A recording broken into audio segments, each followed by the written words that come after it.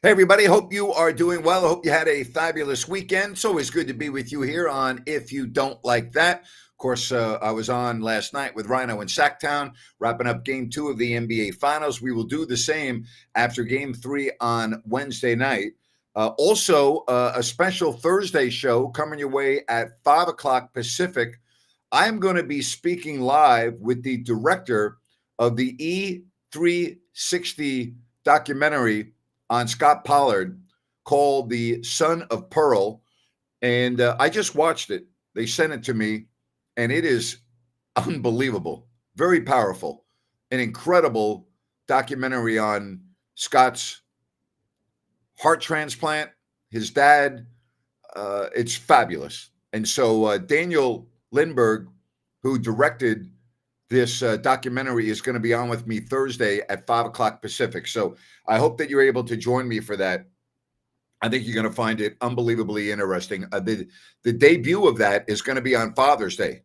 So it's coming up this Sunday, and we'll talk more about that on Thursday. Stanley Cup playoffs, Florida is going to win this game, and they're going to go up 2-1 in this best-of-7 series over the Oilers as they have a very commanding lead, 5-1, with under 4 minutes left.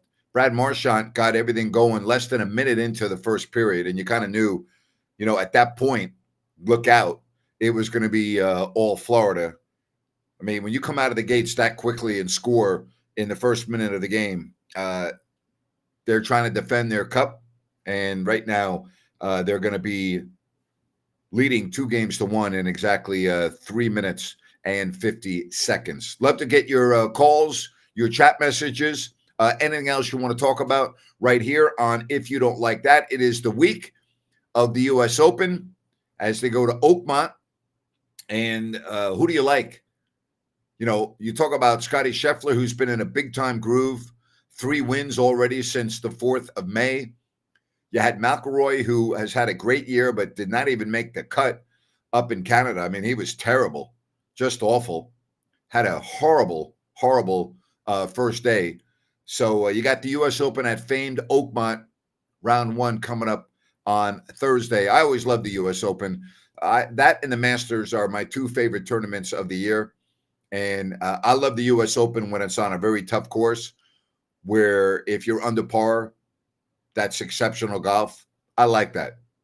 I'm not a fan of seeing guys shoot, 8 and, 61s, 62s, 63s. I'm okay when one guy does it. I'm not okay when, 10 guys are shooting below 65. That's too easy for me.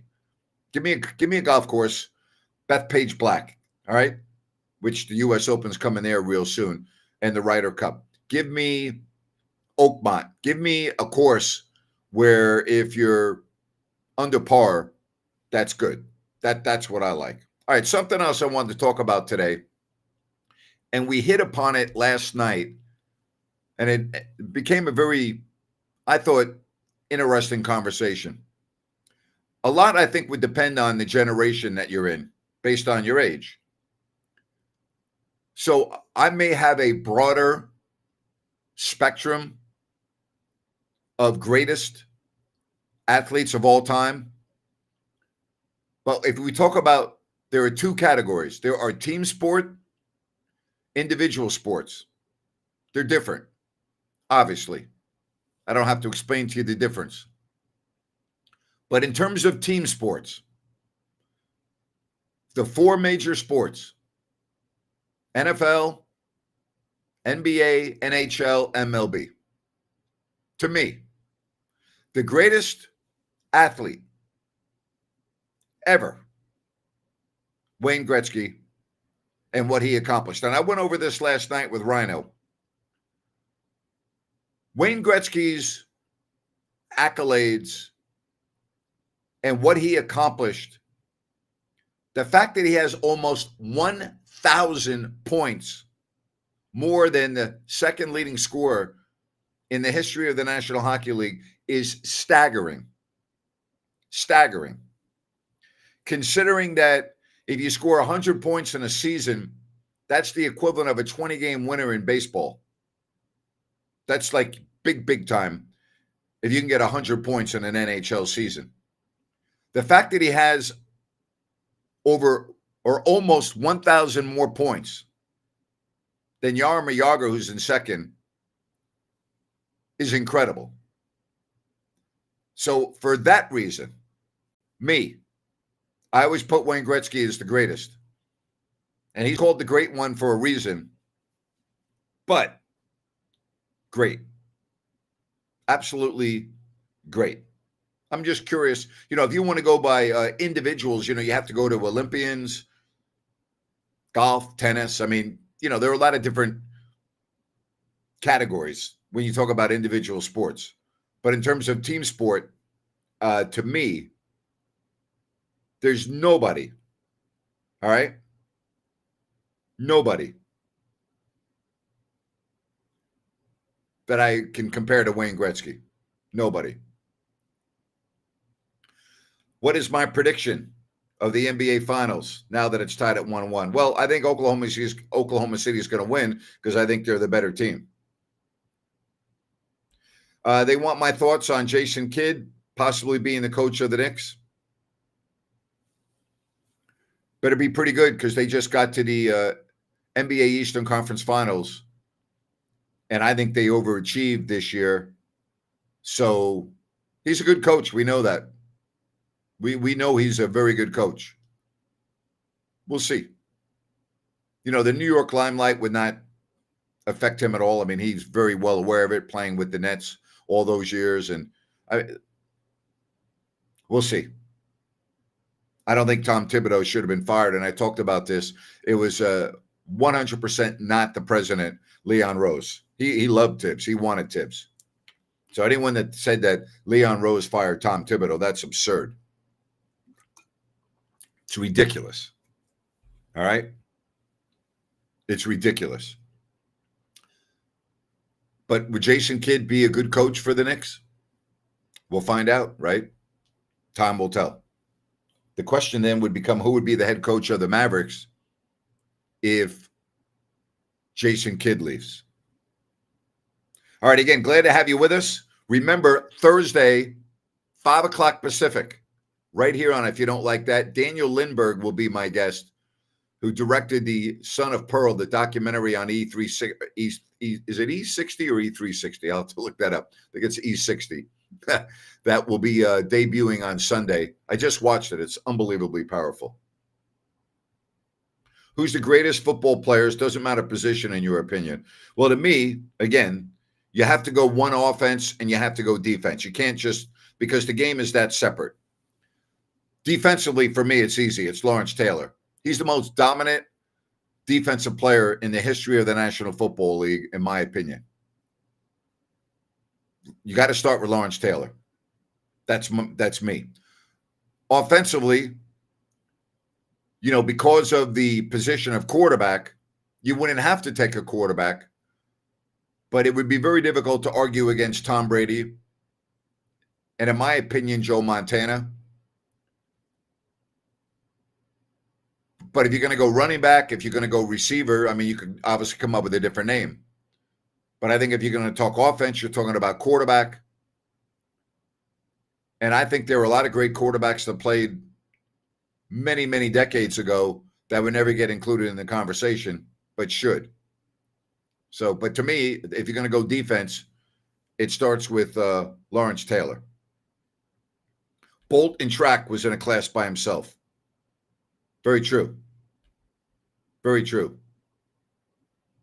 I don't care about DeMarcus Cousins. If he got in a fight with somebody, all I would say is, so, like, what do you want me to say? Like, I'm surprised? Ed, how are you? Hola. Ed chiming in from Chile. Sweetness, not in my opinion. He's not the greatest running back that I ever saw. The greatest running back I ever saw was O.J. Simpson. I mean, I've never seen anything. I've never seen anyone like that at the running back position. I watched Jim Brown play at Yankee Stadium one year, although I was 5 or 6 years old, so I can't honestly say I remember it vividly. I do remember it because I remember my father building me up to it. but most people consider Jim Brown the greatest running back in the history of the National Football League. I always say OJ. I watched him play in person. I was at Shea Stadium in New York when he ran for over 2,000 yards in Week 14, the final week of the season, by the way. There are other great running backs. I mean, Walter Payton was great, but in my opinion, I can't put him number one. That's just me. That's just me. Who's the greatest Raider of all time? That's a great question. That would be very difficult to come up with. That would be very difficult to come up with. And would you go on offense or would you go defense? Because when you look at that franchise, I mean, been great. I think that would be very difficult to come up with. Greatest Raider of all time. When I look at the history of that franchise, and you think about their great players that they had, particularly when John Madden was coaching, not to disrespect Tom Flores and his 2 Super Bowls, but pretty amazing, the Hall of Famers that they had on that team. I mean, you can go offensive lineman if you want, right? I mean, you can say Jim Otto's the greatest Raider of all time. I couldn't argue with that. I couldn't argue with that. So, I mean, you think about that offensive line with Gene Upshaw and Art Shell, but Jim Otto was the anchor of that offensive line. I mean, you could say he's the greatest Raider of all time, and he played center. I mean, it's very subjective, very subjective. It's a good topic, though. It's always interesting to get different people's opinions. Good for you, Ed. Big Giants fan. Tell him I said amen. I know a lot of people discredit Emmett because of his offensive line, but they sure don't use the second Hall of Fame quarterback Rice had. Why? First of all, you can't discredit somebody because of the quarterback they played with or the offensive line. Emmitt Smith's one of the greatest running backs in the history of the National Football League, period. Like, there is no but. He's one of the greatest running backs in the history of the National Football League, period. You don't have to go no. Jerry Rice is one of the greatest wide receivers in the history of the National Football League, period. Then you can't add, well, he had Jerry Rice or Joe Montana, and he had John Taylor, and no. You stop where I told you to stop. Okay? That's where you stop. You don't go but. Period. You can't discredit an individual. Like, you can't discredit Phil Jackson and his, 10 championships? Because he had Michael Jordan and then he had Shaq and Kobe. Like, you can't just say, well, yeah, but. No. You can't discredit Steve Kerr for all the championships he's won because he played with Michael Jordan and coached Steph Curry. You can't do that. You either have them or you don't.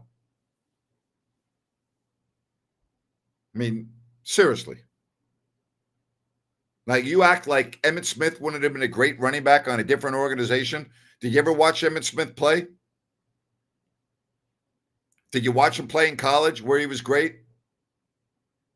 I mean, the guy was great. He was tough as nails. Right? I think I was at a game in New York where he torched the Giants playing with a separated shoulder as a running back. The guy was tough as nails. Great running back, which is hard for me to say, to praise a guy that played on the Cowboys. I mean, come on now.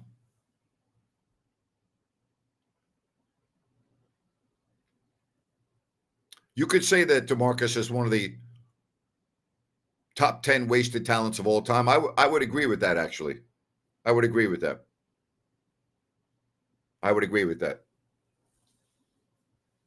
There are others you could put in that category, but you can't have that discussion without him. Can't do it. You can't do it.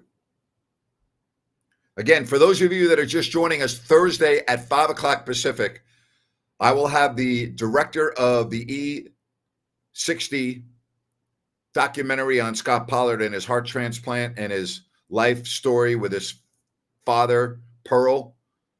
The name of the documentary is Son of Pearl. Daniel Lindbergh, who directed it, is going to be on with me Thursday at 5. I just watched it.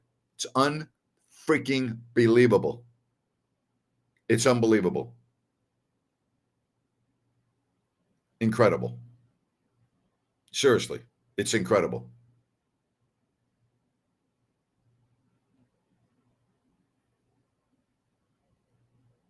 I don't want to talk about DeMarcus on my podcast for the next half hour.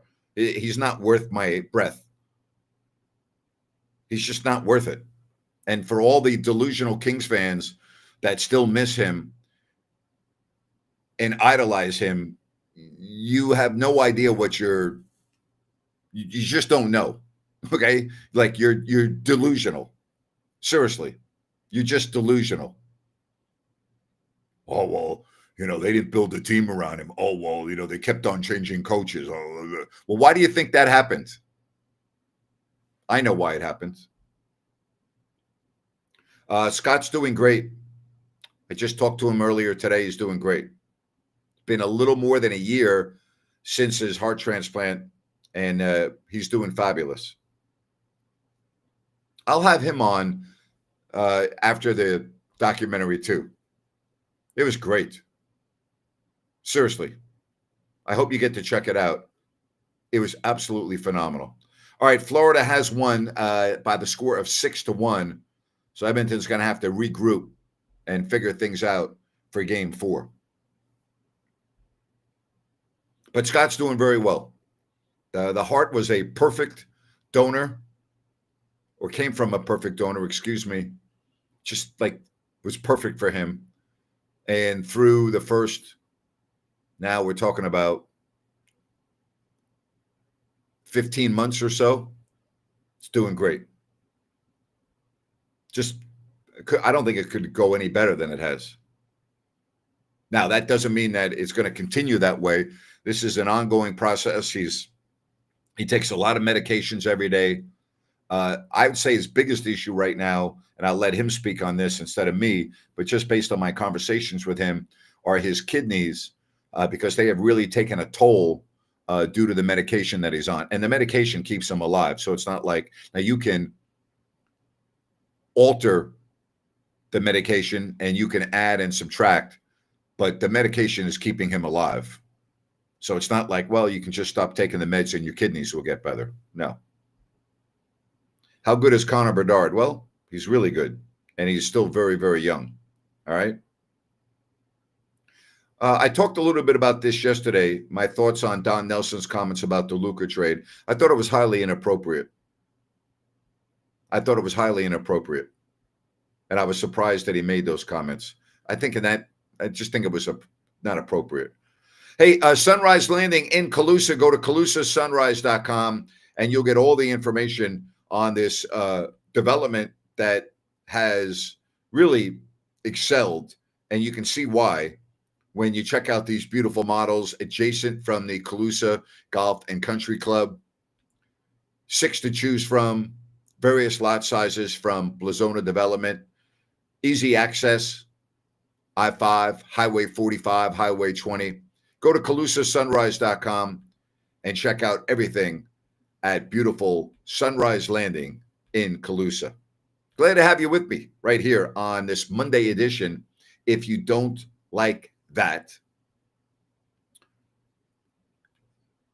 I love these questions we're getting. I really do. Ed says, I met Scott on my first trip. We talked for a little while.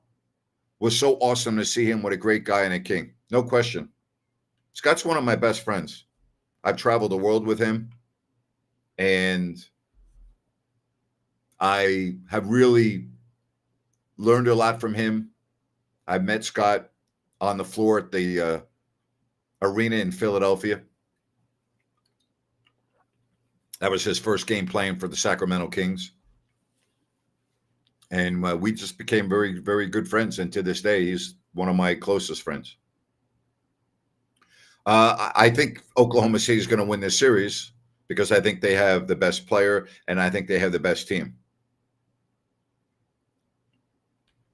What do I think about Russia being banned in the 2026 Winter Olympics and always being banned? I didn't know they were banned in the 2026 Olympics, so I was not even aware of that. What do I think of that?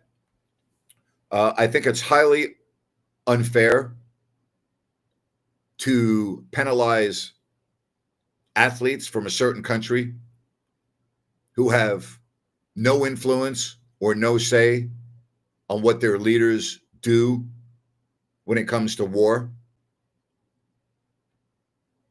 I just think it's extremely unfortunate.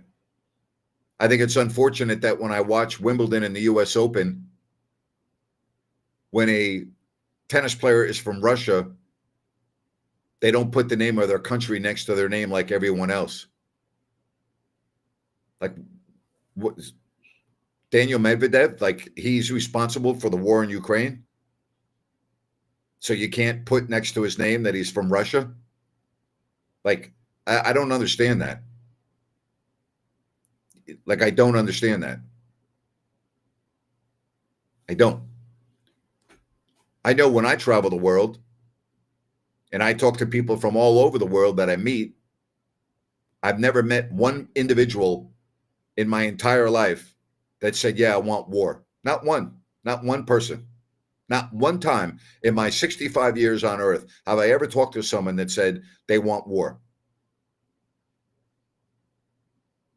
Talked to my dad about this. He was in World War II. You think anyone there wanted to go to war?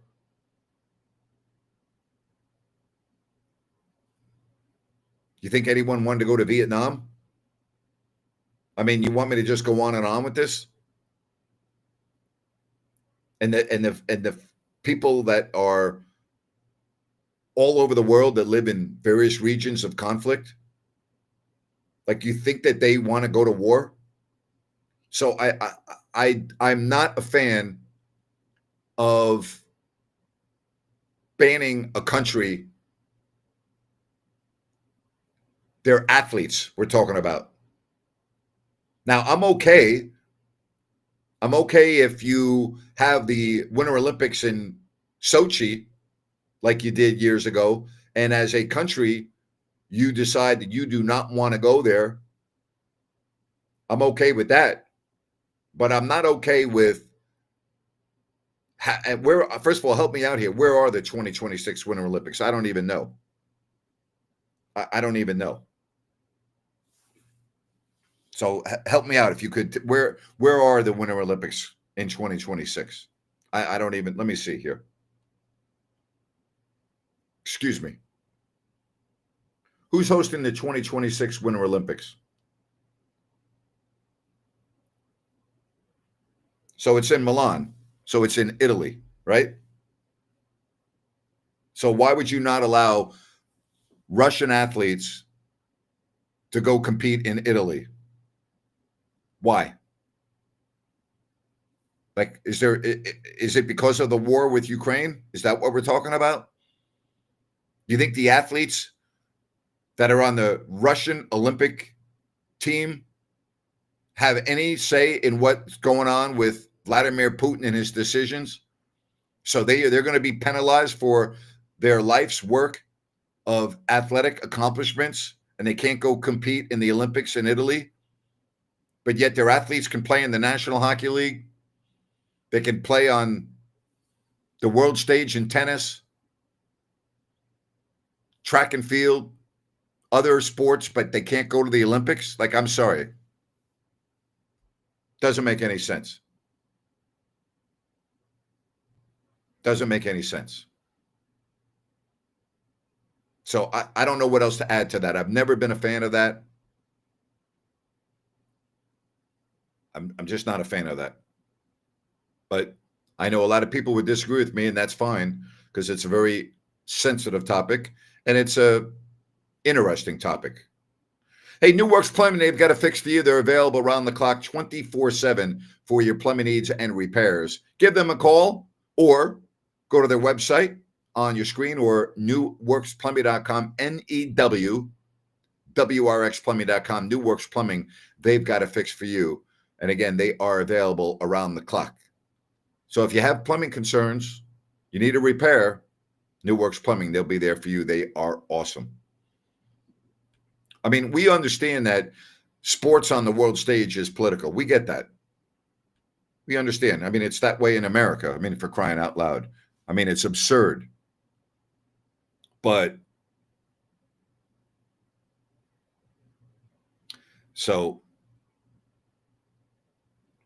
is Russia banned from the World Cup too? I didn't even know that. Again, I don't understand this. I don't understand it. I really don't. So, like, are we going to ban Alex Ovechkin from playing in the National Hockey League next year? Are we going to knock on the door of the Edmonton locker room right before Game 4 and tell Leon Draisaitl that he can't play anymore? I mean, it's ridiculous. I just do not understand it. But that's the world we're living in today. It's turned upside down. It's turned upside down. Again, don't forget, Thursday, 5 o'clock Pacific right here. Daniel Lindbergh, who is the director of the great documentary that's going to be shown this weekend on Scott Pollard. The video of this documentary is unbelievable. I'm just telling you, it's incredible. So check it out. And again, that's Thursday right here at 5 o'clock Pacific. Anything else you want to talk about today? We can do so. Florida beats Edmonton by the score of 6-1. I expect Edmonton to bounce back and have a very strong Game 4. Up until this point, it was the first two games were incredible. But I expect Edmonton to bounce back. I think it'll be a much tighter game. You know, I give Florida a lot of credit scoring in the first minute of the game. Brad Marchand making it 1-0 early and then 2-0, and then it was off to the races. But I think Game 4 will be much closer. All right, as we said, U.S. Open this week. Who do you like? You know, obviously a lot of people are going to take Scottie Scheffler. I mean, he's playing very well. You got Bryson DeChambeau, who's played extremely well in the last several majors. You know, McIlroy has not played well the last few weeks. It'll be interesting to see where he's at. It's all about his driver. You know, if he can dial in his driver, he'll be there. But his driver has been very, very erratic lately. Do I think banning countries for cheating is okay, right? Yes, I do. Do I think lying on birth certificates, growth hormones, etc.? Yes, I think if that's proven, yes, I believe that should be banned. Yes, absolutely. Correct. Do you? I think any forms of cheating should be dealt with severely. I've always felt that. I've always felt that. You know, I think if you're taking performance-enhancing drugs, like Lance Armstrong, you need to deal with the consequences. His entire career is tarnished, as it should be. And he paid a very steep price for it, as he should have. I have no problem with that. I have no problem with that at all. You know, I think that you talk about the penalty for the steroid era is not getting admitted or not voted into the Hall of Fame. Well, you know, that's the price you paid for cheating. You knowingly were cheating. You knowingly were violating the rules, regardless of how you feel about the rules. It really doesn't matter whether you're for PEDs or against it. It doesn't matter.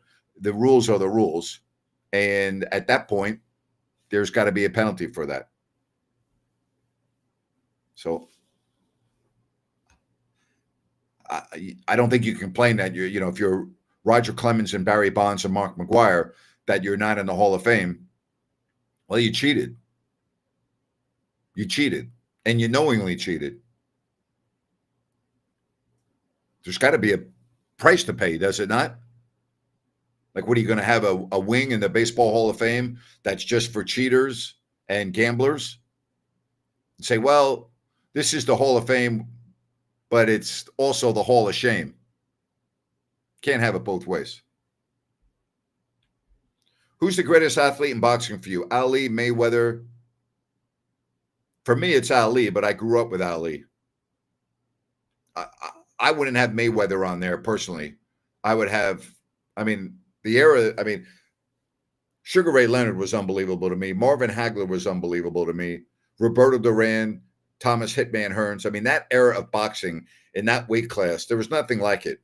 Now, I grew up with Ali, Frazier, Norton, Holmes, uh, Cooney. I can go on and on. I mean, that was unfreaking believable. Be hard not to put Mike Tyson on there, would it not? When you look at Mike Tyson's career, that's all subjective, you know, all subjective. I have not seen the documentary on the team that played basketball in the Special Olympics. I'm sure it's interesting. Cheated with non-disabled players. I'll have to check that out. I was not aware of that. That's pretty amazing to me. It really is. It's amazing the lengths that certain individuals will go to win. Just like we're talking about with our transgender athletes. It's absurd. It's ridiculous. I mean, it really is. And our society in certain sectors allows that. How can you allow a transgender athlete, okay? How can you allow a man transitioning into a woman to compete in women's sports? And yet there are people in our country that think that's okay. What kind of planet are you living on? What's wrong with you? Seriously, what's wrong with you? It's unbelievable. Ray Marciano. I mean, there are a lot, you know, there are a lot. I mean, there's a lot. I mean, when you think about boxing, I mean, the different eras, I mean, wow, right? Wow. Because I think the heavyweight division now is an absolute, I don't even know of any really heavyweight boxers. Back when I was growing up, they were all of them were household names. Every single one. All of those boxers when I was a kid were household names. All household names. Now I don't even I couldn't name you. I don't even know who's boxing in the heavyweight division anymore.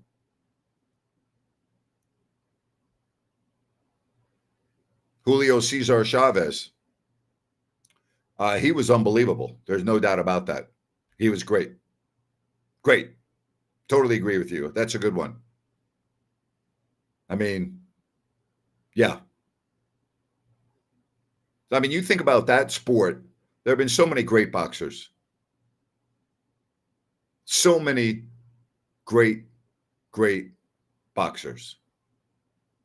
But if you're asking me, I always go to the heavyweight division. There is no one quite like Muhammad Ali, my opinion. And again, I grew up watching him. What Muhammad Ali did and his persona, and he wow. I don't know what else to say other than wow.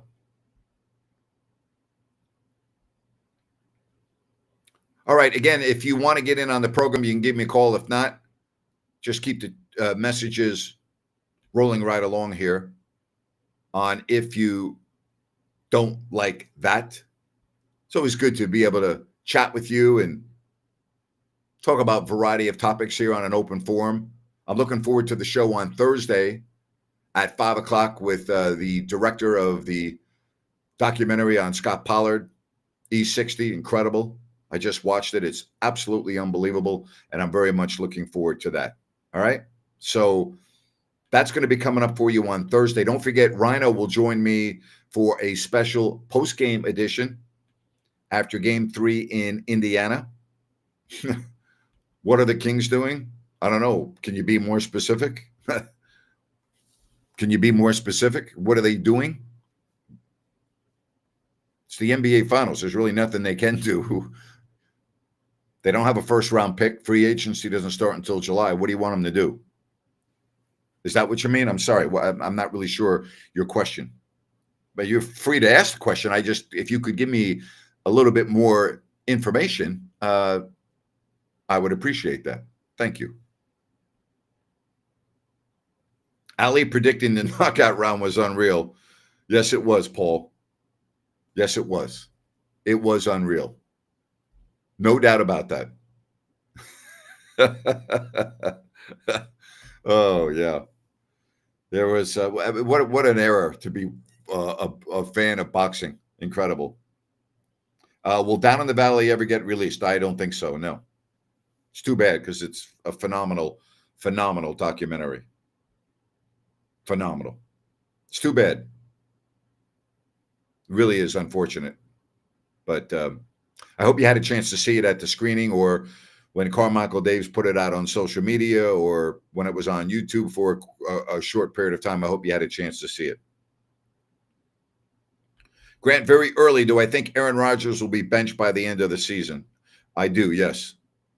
I do. I don't think he'll make it through the season. I don't know if he'll be benched. I don't think he'll make it through the season. That's going to be a tough place for him to play in Pittsburgh if things don't go well. Oh, boy. Oof. Wow. They don't mess around in Pittsburgh. That's going to be a very challenging place to play if things don't go well for Aaron Rodgers. That's going to be unbelievably challenging. Oof. That's not going to be a good way to end your career. All right? Not going to be a good way to end your career. All right, so tomorrow we'll do it again at 8 o'clock. Wednesday, after the game, Rhino, yours truly, with a post-game show. Thursday, 5 o'clock Pacific, right here. The director of the E60 film that they have called Son of Pearl, the documentary of Scott Pollard and his heart transplant, and it's fabulous. It's fabulous. Wow.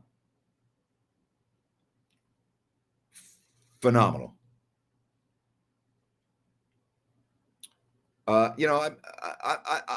talked about my situation for 5 years, both on my podcast, on interviews. Like, what do you want me to say?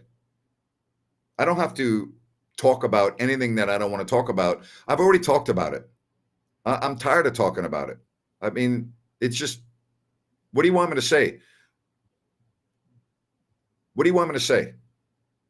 Like, you don't believe that all lives matter, every single one? Like, who doesn't believe that? Seriously. All my black friends have no problem with me saying that.